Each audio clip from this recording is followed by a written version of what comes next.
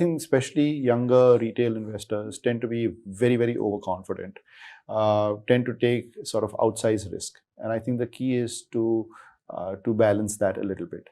And mitigating losses is very important. And I was told very early in my career that risk, people look at risk in various ways. But the best way of looking at risk is to understand the company that you own as best as you can, right? Because that's fundamental risk, the risk of the business.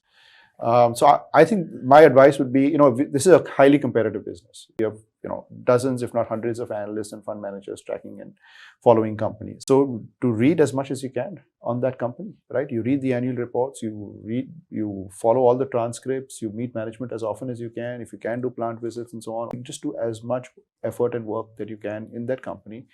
And that by doing that, you get a good understanding, and that reduces your risk. And then you do have the valuation risk, which you try and mitigate. So try and get your entry point right.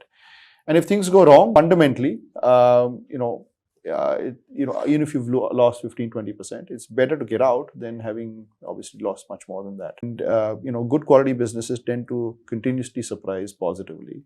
And the value traps can become sort of very painful over a period of time.